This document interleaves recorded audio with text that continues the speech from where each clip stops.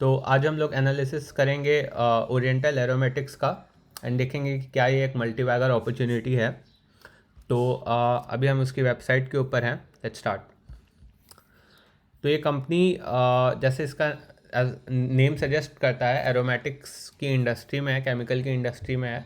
तो ये तरह तरह के फ्लेवर्स और स्मेल्स को ये क्रिएट करते हैं यूजिंग डिफरेंट केमिकल्स। तो बेसिकली ये 4 टाइप के प्रोडक्ट्स में है: fragrance, flavour, chemicals and camphor.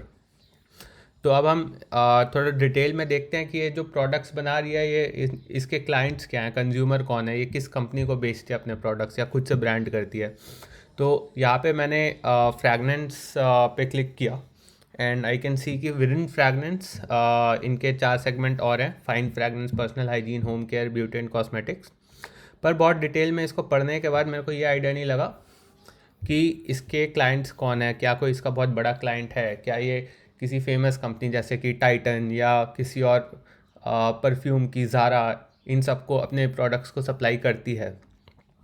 ऐसे ही सब कुछ एक्सप्लोर, सारे प्रोडक्ट्स इसके एक्सप्लोर करने के बाद फॉर एग्जांपल इंस्टेंट फूड, तो इंस्टेंट फूड के लिए ये फ्रैग्रेंस क्रिएट करती है। लेकिन कौन सा इसका ऐसा बड़ा क्लाइंट है जिसको ये कर रही है, या कौन से ऐसे कुछ सैम्पल क्लाइंट्स है जिसको ये कर रही है, ये इन्फॉर्मेशन इसकी वेबसाइट में नहीं दी हुई है। और ये ट्रू है चारों प्रोडक्ट्स के लिए। तो थोड़ी सी यहाँ पे मेरे को इनकी वेबसाइट पे ट्रांसपेरेंसी की कमी लग रही है। अपार्ट फ्रॉम दैट, अगर हम देखें, ओरिजिन देखें कंपनी का, तो ये बहुत पुरानी कंपनी है। 1955 से इनका ओरिजिन है। ऑलमोस्ट 30-40 साल से ये कंपनी काम कर रही है, which is a plus point. Company के पास एक अच्छी पेडिग्री है। और अगर हम देखें कोई और यूज़फुल इन्फॉर्मेशन हमें इस वेबसाइट से मिलती है, तो सस्टेनेबिलिटी का हमारा कोई काम नहीं है। हाँ, इस कंपनी के जो हेड हैं, chairman and managing director धर्मिल Bodani. तो अब हम इसका एक मैनेजमेंट एनालिसिस करने की कोशिश करते हैं कि ये जो हैं इनका, क्या ये बहुत रेप्यूटेड हैं, क्या है, किन कॉलेज से पढ़े हैं। तो मैं इनकी लिंक्डइन प्रोफाइल खोलता हूँ। तो ये हैं इस कंपनी के मालिक। But as you can see, इसकी भी कोई बहुत ज़्यादा इन्फॉर्मेशन अवेलेबल नहीं है। तो शायद इन्होंने अपनी प्रोफाइल को पब्लिक करके नहीं रखा है, पर ये एक चीज़ क्लियर है कि ये पिछले 22 साल से इस कंपनी को चला रहे हैं। तो डेफिनेटली कंपनी के पास एक पेडिग्री है, बहुत टाइम से चल रही है।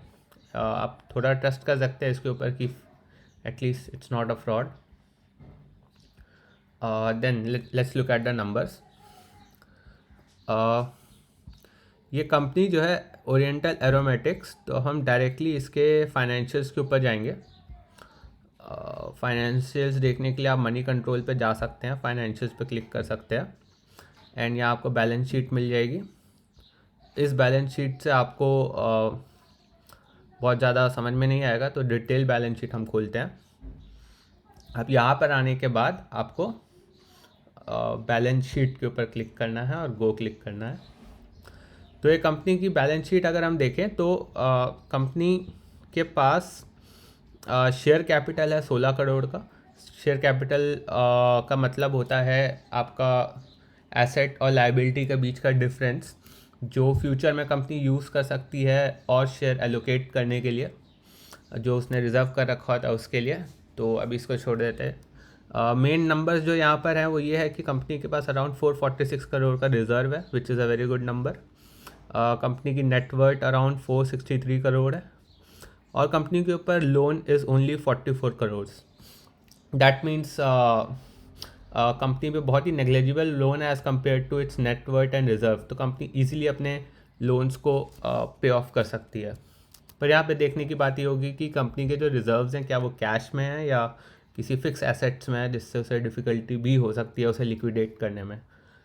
पर द गुड थिंग इज़ कि कंपनी ने ओवर लास्ट फ्यू ईयर्स बहुत कंसिस्टेंटली अपना लोन को कम किया है। नेक्स्ट पॉइंट जो हमारा है दैट इज़ कंपनी के एसेट्स। कंपनी के बहुत ही स्ट्रॉन्ग एसेट्स हैं। कंपनी के पास एक नेट ब्लॉक एसेट्स जो है वो 237 करोड़ के है and total assets is 508 crore. Now let's look at the profit and loss statement.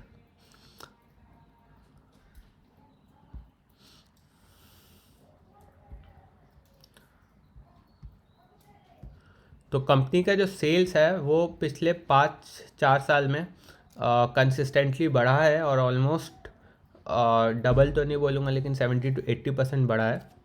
Company की इनकम भी सिमिलर रेशियो से इंक्रीज़ हुई है पर और एक्सपेंडिचर भी उस रेशियो में ही इंक्रीज़ हुआ है.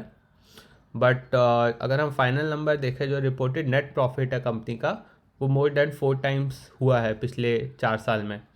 तो ये दिखाता है कि मतलब कंपनी एक ग्रेट फेस में है.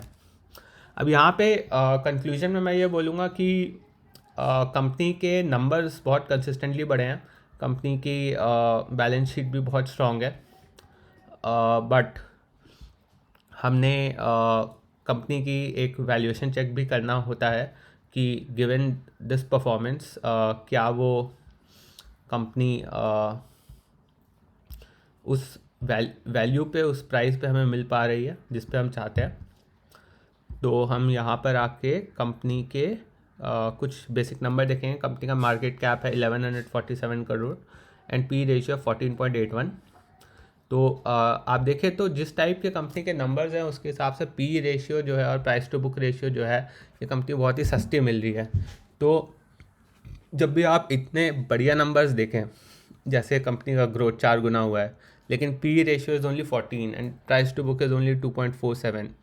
तो फर्स्ट इंप्रेशन में ऑब्वियसली ये लगता है कि ये एक मल्टीबैगर हो सकता है और ये बहुत ही सही नंबर्स हैं और बहुत सस्ते में ये कंपनी मिल रही है. पर ऐसे केसेस में 99% केसेस में कंपनी में के कैश फ्लोज में एक बहुत बड़ा फ्लॉ होता है. तो whenever you see such a circumstance please cash flow statement को आप कभी इग्नोर ना करें. तो अगर कंपनी के हम कैश फ्लो देखने की कोशिश करते हैं देखने के लिए कि क्या वो अपने प्रॉफिट्स को कैश में कन्वर्ट कर पा रही है. तो आप यहाँ कंपनी के कैश फ्लो रेशियोज देख सकते हैं. तो पहली लाइन में कंपनी का प्रॉफिट है, सेकेंड लाइन में net cash flow from operating activities. इसका मतलब जो ऑपरेटिंग एक्टिविटीज़ है मतलब वो जो बेच रही है सामान को और क्लाइंट्स को अपने उससे उसको कितना कैश जनरेट हो रहा है. तो इसमें आप देख सकते हैं कि पिछले 4 साल मार्च 18 से लेकर मार्च 15 तक में कंपनी ने मार्च 17 से मार्च 15 तक में कंपनी ने कंसिस्टेंट कैश फ्लो जनरेट किया है. जब उनका प्रॉफिट 26 करोड़ था तो 17 करोड़, 33 पे 41, 40 पे 39 करोड़ उन्होंने कैश फ्लो जनरेट किया है.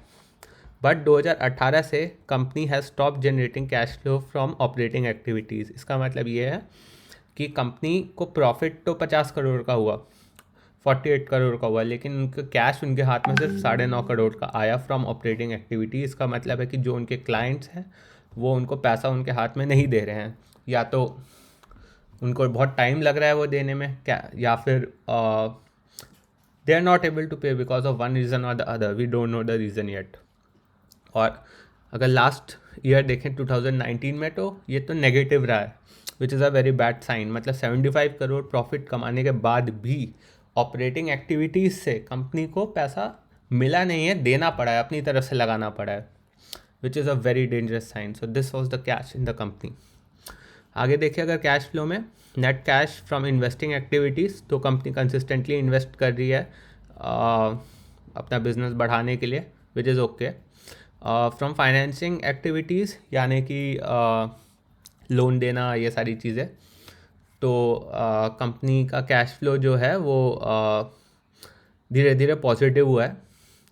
अब ये पॉजिटिव क्यों है, क्योंकि पहले 3 साल लास्ट 3 साल 2015, 16 एंड 17 में कंपनी ने कहीं इन्वेस्ट किया होगा फाइनेंशिंग एक्टिविटीज़ में एंड उसी का they are getting the money back. पर अब नेट कैश फ्लो देखें तो इनका नेट कैश फ्लो जो है वो पिछले 5 साल में जिस हिसाब से उनका प्रॉफिट बढ़ा है उसके प्रोपोर्शनल नहीं बढ़ा है, या रेशियो में बढ़ा भी है लेकिन नंबर कुछ पैसा कंपनी के हाथ में नहीं आया. इतनी बड़ी कंपनी के हाथ में नेट कैश फ्लो सिर्फ 0.6 करोड़ की रेंज में आ रहा है, which means a second thought is to be given. तो अब हम कंक्लूजन में इस कंपनी के पॉइंट्स को अगर देखें तो कंपनी का पॉजिटिव पॉइंट है कि उनकी मैनेजमेंट जो है बहुत पुरानी है, कंपनी को 20-30 साल से रन कर रही है और एक टेस्टेड कंपनी है। अदर पॉजिटिव इज़ कि कंपनी का चार्ट बहुत अच्छा लगता है, कंपनी ग्रो कर रही है, न्यू कंपनी है। देन कंपनी के प्रॉफिट्स बहुत स्पीड में बढ़े हैं। उसके अलावा कंपनी की बैलेंस शीट बहुत स्ट्रांग है, कंपनी में रिसेंटली अपना सारा काफ़ी लोन उतारा है और सिर्फ 50 करोड़ का लोन कंपनी के ऊपर बाकी है। नेगेटिव्स में मैं ये बोलूँगा कि बहुत ही लैक ऑफ ट्रांसपेरेंसी है। उन्होंने वेबसाइट पे कुछ मेंशन नहीं किया है डिटेल में कि वो किस टाइप के केमिकल्स यूज़ करते हैं, क्या बनाते हैं एग्जैक्टली, सिर्फ ऊपर ऊपर से दिया है कौन उनके क्लाइंट्स हैं। और दूसरा दिक्कत ये है कि कंपनी के कैश फ्लो बहुत वीक्स हैं, कंपनी जो भी प्रॉफिट बना रही है वो अपने कैश फ्लोज में कन्वर्ट नहीं कर पा रही है। अब ऐसे में मेरे को अगर ये रीज़न जानना है कि कंपनी अपने कैश फ्लोज में कन्वर्ट नहीं कर पा रही है प्रॉफिट को, तो वो पैसा जा कहाँ रहा है, तो the best thing to do that is open company का एनुअल रिपोर्ट। अब यहाँ पे एक दिक्कत ये है कि इट्स 2020 पर जब मैंने यहाँ जाके कंपनी की डाउनलोड एनुअल रिपोर्ट से मनी कंट्रोल पे क्लिक किया तो यहाँ पे एम्प्टी पेज आया, annual report is not present. और यही एनुअल रिपोर्ट को 2019 की जब मैंने ढूंढने की कोशिश की उनकी वेबसाइट पे तो नहीं मिली, क्योंकि उनकी वेबसाइट पे सिर्फ 2017-18 तक की एनुअल रिपोर्ट है।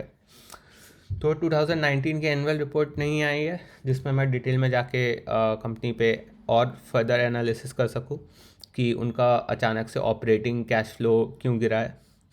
तो because of lack of transparency, because company ने खुल के अपने फाइनेंशियल्स नहीं बताए हैं एंड सरप्राइजिंगली कंपनी के cash flows are going negative which is unexplained. इन दोनों रीज़न की वजह से मेरी सजेशन में ये स्टॉक अवॉइड है। ये मल्टीबैगर स्टॉक नहीं, it could be more of a trap अगर आप इसमें हायर रिटर्न्स के लिए रिस्क लेते हैं तो। But the final call is yours, this was my advice.